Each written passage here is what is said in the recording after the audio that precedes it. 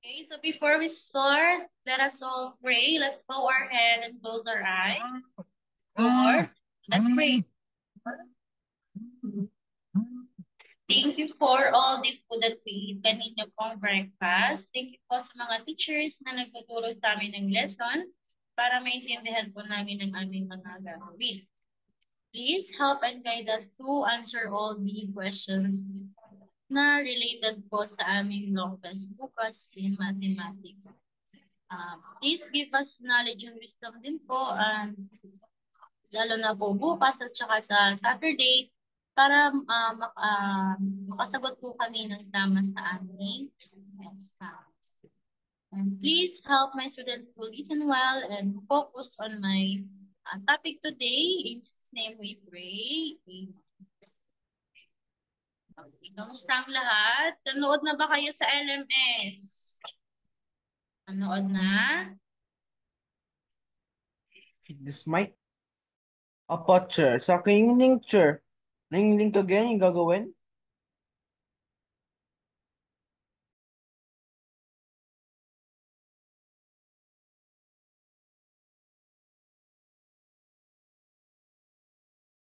But now, we're going to review. Review lang tayo Sir, ngayon. paano yung link? Yung link again, sir. Link again, sir, para sa addition. Anong link? Yung link. O, later na lang, ipaalala sa akin. Si Ashley hindi nagka sa akin eh. Okay, so, let's start.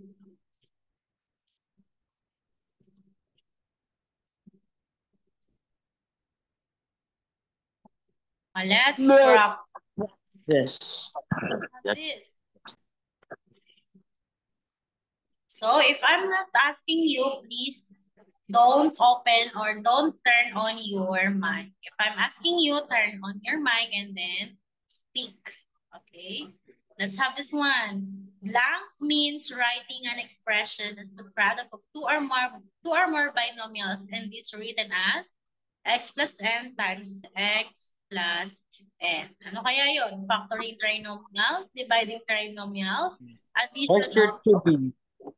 I have a question. Why is there two B's in the B's in there? I'm using the other one for my headphone is not working properly. Okay, let's answer this question.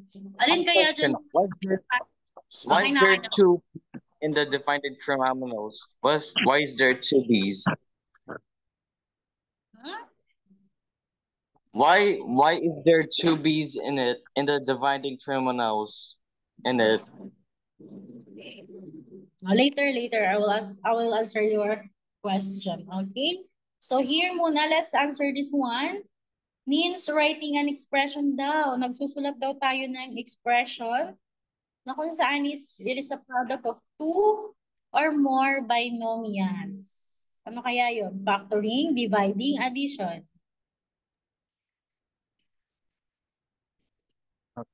Earl, what is your answer, Earl? Sige, isip pa po dyan. Nakaka-confuse pa. Nagsusulat lang kayo. Wala kayong ginagawa. Nagsusulat lang ng expression. What is your answer, Gab? Factoring? Tama. Factoring trinomials. Di ba sa factoring trinomials, we're writing, di ba meron tayong, for example, we have Okay.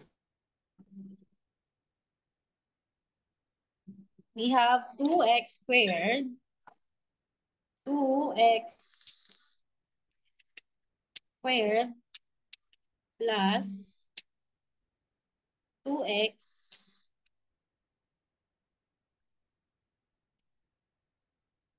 plus 1. Ayan. Ayan. For example, we have this one. We're going to factor it out and then the result will be just like this. The two binomials. Diba? Na-remember nyo? Na-remember po? Remember ba? Diba? Yung sagot dito is two binomials. So, when you say binomials, two factors. Meron siyang, two factors. Meron siyang two terms. Ayan, how many terms ba do we have here? We have 1 and 2. And 1 and 2. Ayan, so this one is an example of binomial. Diba? And then this one is binomial din. So, this when we're going to answer the questions, the product of two or more binomials, it's from the trinomials. Saan daw galing yung product ng two binomials? Again, sa trinomials. Intindihan po?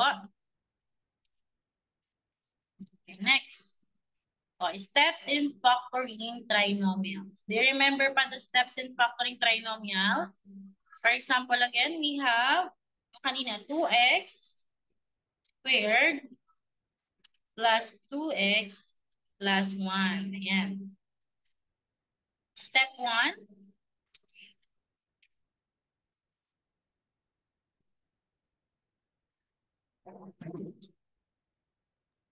Step miscapitalized. I'm not asking Stephen. Okay, step 1. Let's get the factor of 1. What is the factor of 1? Two numbers that if we multiply, the answer will be 1. We have 1 times 1. 1 times 1. Factors of the last term.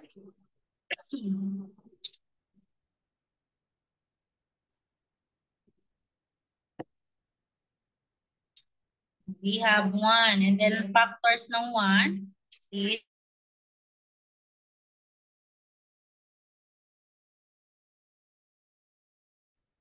meron kayo nitong copy sa notebook niyo? Find the numbers that will be equal.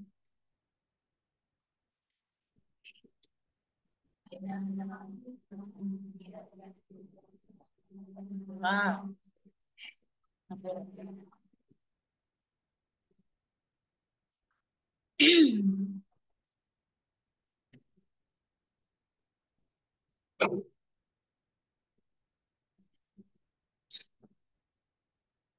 Step 1 is find the factor.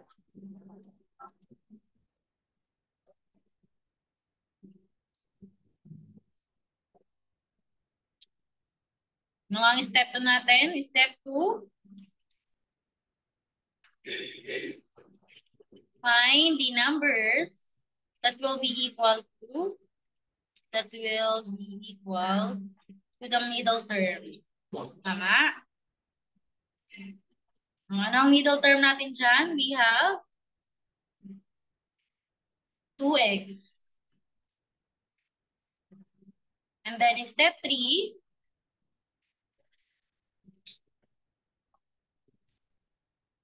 plug in. When we say plug in, we're going to make two binomials. What is the last term in this factor? We have 1. And then factor of 1 is 1 times 1. And then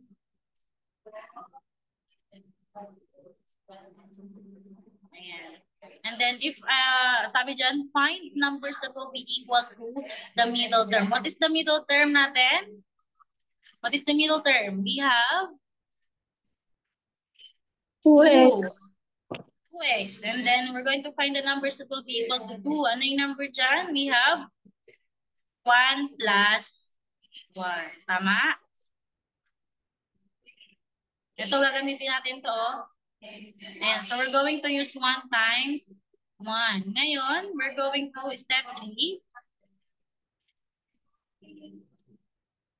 Going to plug in. We're going to create 2. Ayan, just like this one. Nakakasunod. Tinitingnan. And then, plug x here, and then what's the operation? Plus. And then what are we going to use? The 1. and 1. Ganyan. Intindihan po, ganyan. Intindihan kung paano? Step 1, factor the last term. Step 2, find the numbers that will be equal to the middle term. And then step 3 is plug. Let's have another example.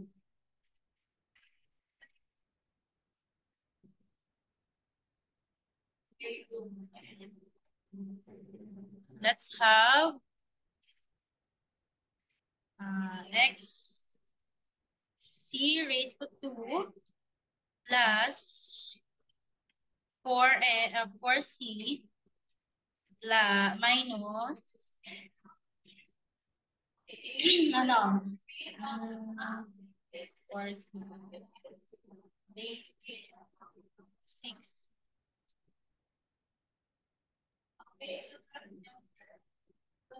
and 6.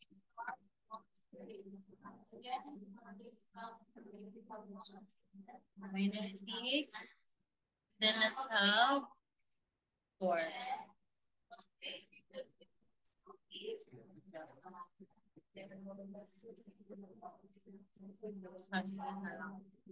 And then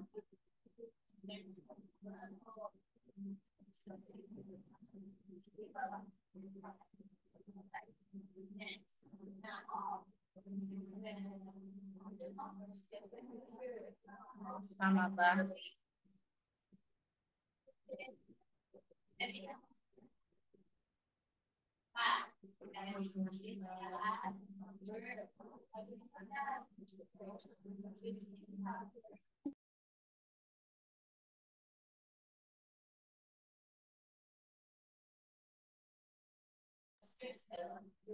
Have c raised to 2 plus 6c minus 9.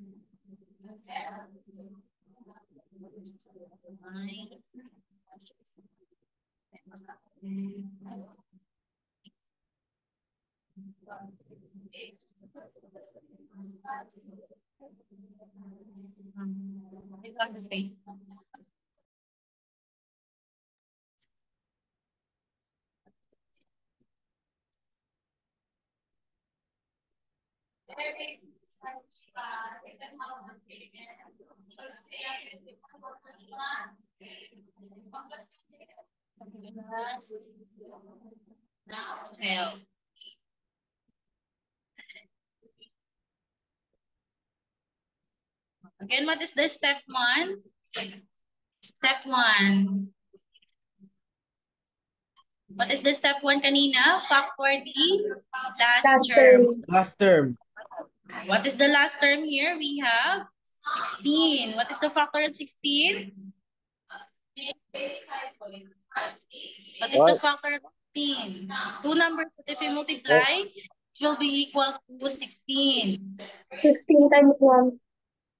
Ano po? 16 times 1 po. 16 times 1. Ano pa? Times 8. 4 times 4. We have 4 times 4. This one, ay. And then, ano pa? 2 times 8. 2 times 8. Ano pa? 6 times 3. 6 times 3? 6 times 3 is 18. Meron pa ba? Wala 4 na. times 4. Meron na tayong 4 times 4. Ayan, meron na tayo.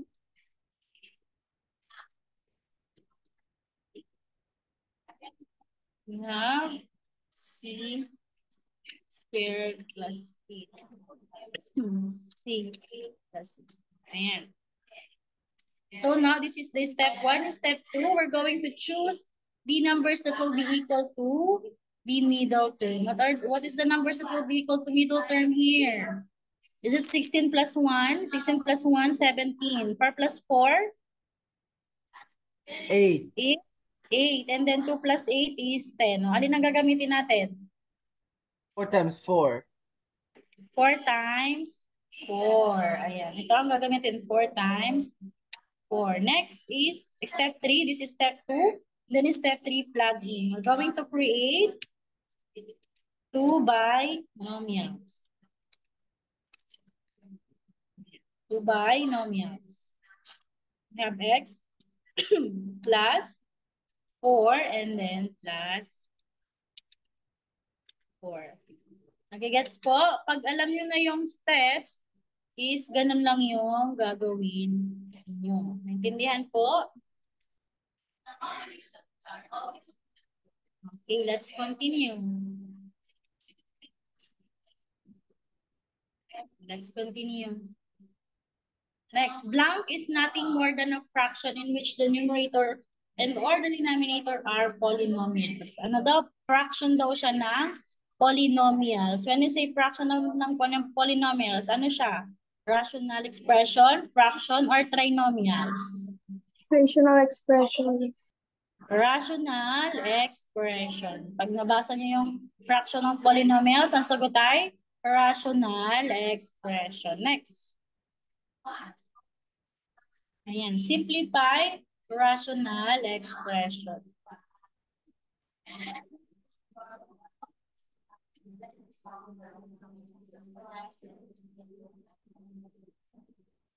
Dito tayo sa board. Rational expression.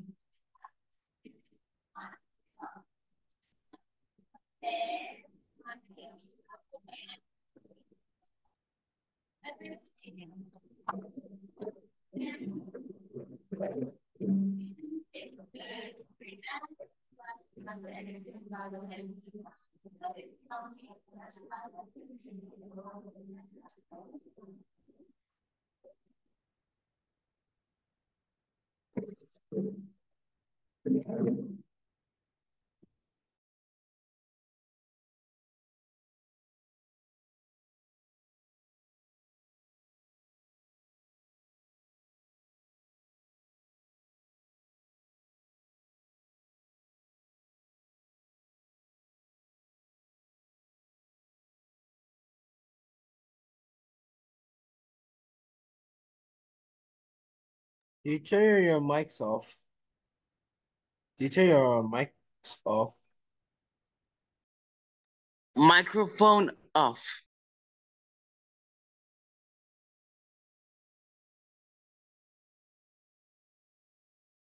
Teacher, your mic's off. It's microphone off here.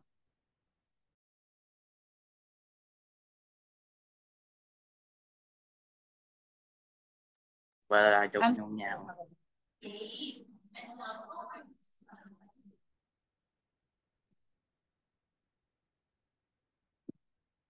Ayan.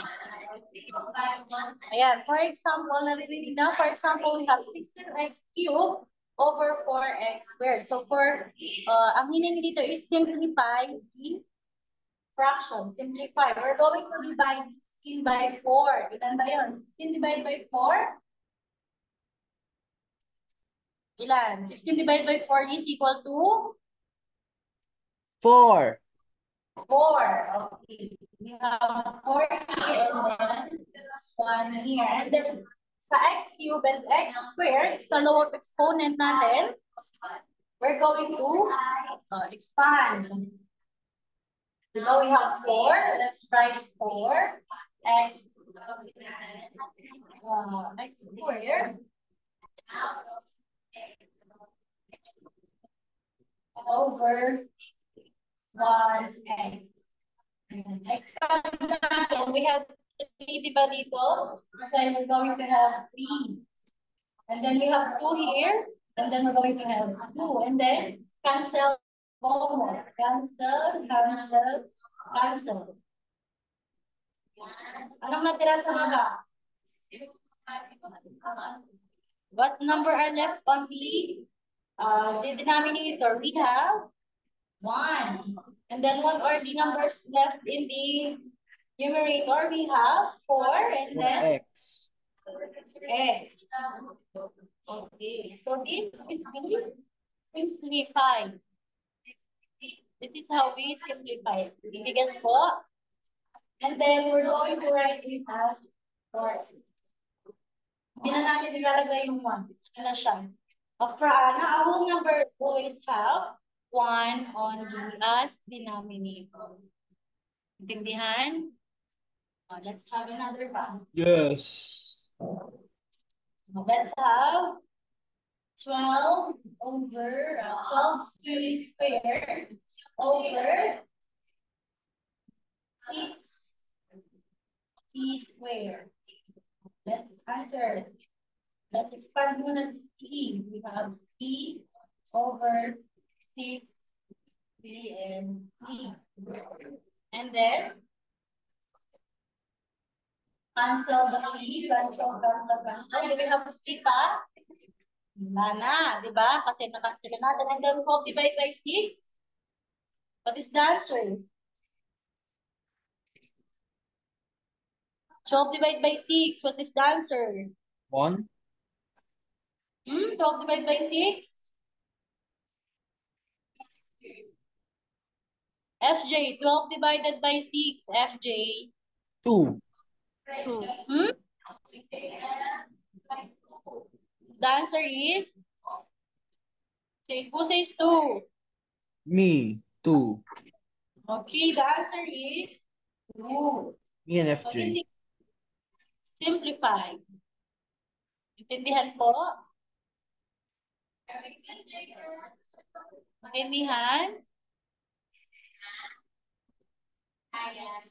May question? Ganun lang po ang gagawin ha, divide. Kapag hindi nyo nagigets na yun, pwede nyo siyang balikan mamaya. Huwag tamarin ha, sipagan. Okay naman, next is proceed tayo sa addition and subtraction ng rational expression. Kapag subtraction and addition is kapag parehas ng kanilang denominator, just copy the denominator and combine the numerator. Pagkitihan. Ayan. Palagi dapat maalala nyo yun. For example, we have x plus 1 over 2x plus 3x over x plus 1. Ayan. Just copy the denominator x plus 1. And then combine the numerator. We have 2x plus 3x. And then 2x plus 3x, as you can see, sila ay like terms. And then 2x plus 3x, Stephen, 2x plus 3x, Stephen. 2x 1. 2x 2x, what? 2x plus 3x. What is the answer? That's 3x. Wait, 5x? 5. 5x. Okay, very good. 5x over x plus 1. This is the Also, answer. it's Kapag 1058. It's 1058. Pag makinig. Kapag magkaparehas, if we have the same denominator, then copy the denominator and then add or subtract the numerator. For example, this one naman is subtraction. Yan. Kapag naman subtraction, we're going to copy the denominator. Yeah, since parehas sila, and then copy the first one, numerator, and then negative times positive. Divide the times natin siya dun sa kanyang sign. This is positive 3x. Negative times positive is negative. And then 3x. And what will be the answer? Positive 2 minus negative 3x. What is the answer? We have different sign. What are we going to do if we have different sign? We're going to subtract. What will be the answer here? 2x minus 3x. Negative 1. Negative 1. negative 1x or negative x. Intindihan po? Okay, paano naman kapag magkaparehas sila na magkaiba sila ng denominator, x plus Ayan. Kapag magkapara sila ng denominator, just combine x plus 1, x plus 2. Yung ginawa natin, kinombine natin. And then, cross 2x times x plus 2. And then, It's 11. Teacher, it's 11. It's 11. I know it's 11:30, but you listen here. Okay, let's copy the 3x. And then, it's 1. X plus 1. And then, multiply this. Alam niyo na yung process na yun, di ba? Multiply and then, simplify. Ayan. Gets po? Topic natin yan. Sana ay nagigets niyo. Kapag hindi, is panoorin yung nasa element. Intindihan?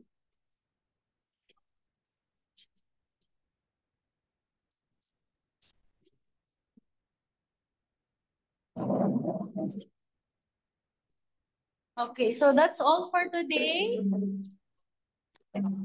Ayan, mag-review kayo ha, mag-review. Okay, thank you for attending this class. Bye. Bye. It's a Bye.